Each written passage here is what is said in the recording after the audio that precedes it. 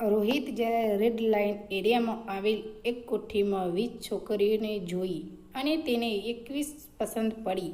એ એની પત્ની હતી અને જોઈ એના પગ તળેટી જમીન ખસી ગઈ.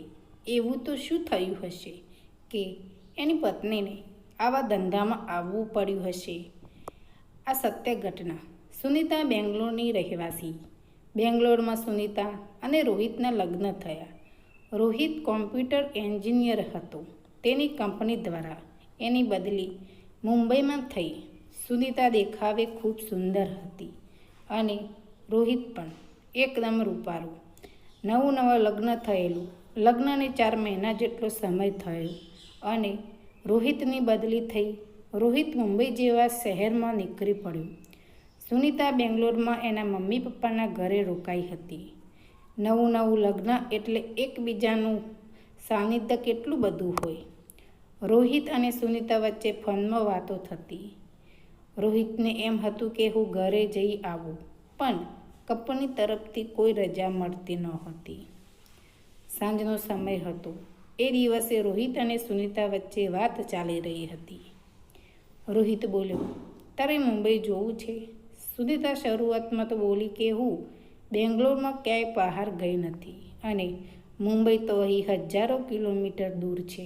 પણ એને રોહિતને મળવા એ છેલ્લે તૈયાર થઈ ગઈ. રોહિત ઓનલાઈન ટિકિટ બુક કરાઈ હતી.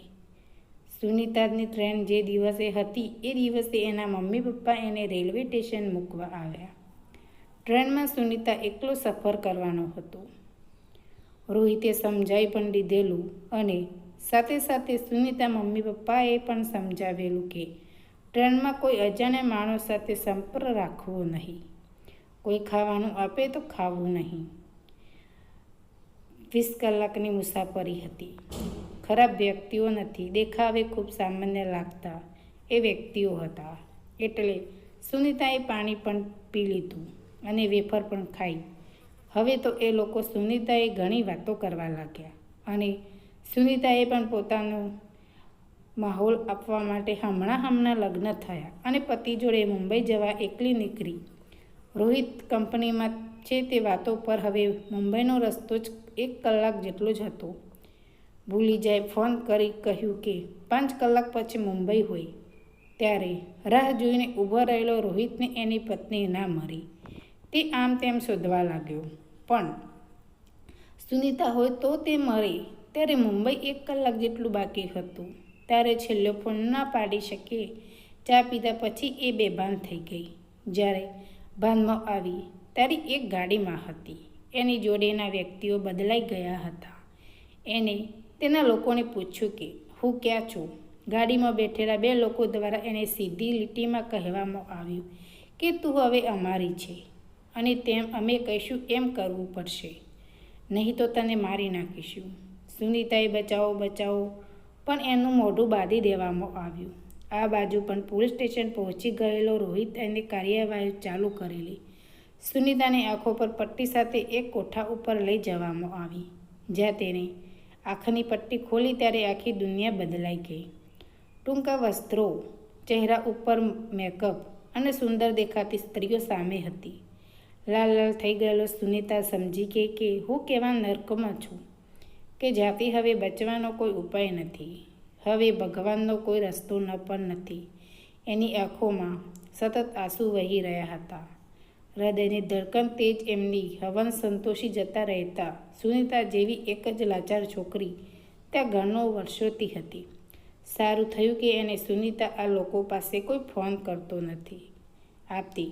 કોને કહેવી? સુનીતાને આજે 3 દિવસ થઈ ગયા હતા. આંખોમાં આંસુ થીજી ગયા હતા, પણ એને નક્કી કરેલું કે મારે રોહિત સુધી વાત પહોંચાડી દેવી હતી. એનું શરીર ચિંતા રહી હતી. ગ્રાહક દારૂ પીને આવેલો એટલે એ બાજુમાં થોડીવાર સૂઈ ગયો. આ તકનો લાભ લઈ સુનીતાએ મોહિતને ફોન કર્યો.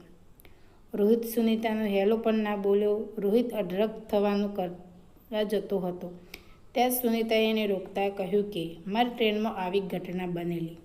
પછી મને કારમાં એવી જગ્યાએ લાવવામાં આવી જ્યાં તે વ્યાપાર ચાલતો હોય. એક વ્યક્તિનો નંબર છે, પાછો ફોન કરતા નહીં. સુનીતા રડતી જતી હતી અને ઘટના ફટાફટ બોલતી જતી હતી. એ કોટડીમાં મને બંધ રાખી છે. હું ક્યાં છું મને કંઈ ખબર નથી. પ્લીઝ મને બચાવી લો.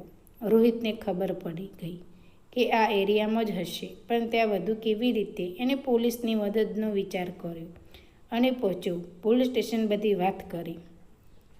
સુનિતાએ ફોન કર્યો હતો તે ફોનનું લોકેશન કાઢવામાં આવ્યું. ખબર પડી કે આ જ ફોટો અને આ જ છે. ઓપરેશન સુનિતાનું ગોઠવાઈ ગયું, પણ લગભગ ઓપરેશન ગોઠવાતા 2 દિવસનો સમય થઈ ગયો. રોહિતે એ જ ફોટા ઉપર ગ્રાહક થઈને પહોંચ્યો. ત્યાં એક પછી એક છોકરી જોઈ. રોહિત રીતે કરતો હતો બીજી જગ્યાએ મોકલી દીધી હશે. એનો ચહેરા ઉપર પાડવા વગર એ બોલ્યો, કોઈ નવું નથી. ત્યારે સુનિતાને સામે લાવવામાં બંને એક રૂમમાં ગયા. સુનિતા ખૂબ રડી. રોહિતે તરત પોલીસને ફોન જોડ્યો કે મારી પત્ની અહીં જ છે. જો રોહિત પોલીસની મદદ વગર ગયો હોય તો એને સુનિતાને લીધા વગર પાછો આવવું પડત, કારણ કે આ રસ્તે જતી વ્યક્તિ માટે ત્યાં ગયા પછી પાછા વળવાનો દરવાજો બંધ થઈ જાય છે. અપરાધીઓએ એને પાછી વળી શકતી નથી. આ ઘટના ઉપરથી સ્ત્રીઓએ બોધ લેવાની જરૂર છે. એમને કેટલીક બધી સાવધાની રાખવાની જરૂર છે. તેઓ એકલી કેમ ના જઈ શકે? હું તો રાત્રે 12 વાગે પણ એકલી આવું. મને કોઈની બીક નહીં. મને માણસ ઓળખતા આવડે. જેવી તમારી હોશિયારી ઉપર અમને શક નથી, પણ દુનિયામાં વરુઓ ફૂલ્લા ફરી રહ્યા છે. ત્યારે બધી બહેનોને વિનંતી કે આપણો શ્વાસ પણ આપણા નથી. ત્યારે કોઈ અંજાન વ્યક્તિ ઉપર ક્યારેક વિશ્વાસ કરશો નહીં. સચેત રહો, સુરક્ષિત રહો.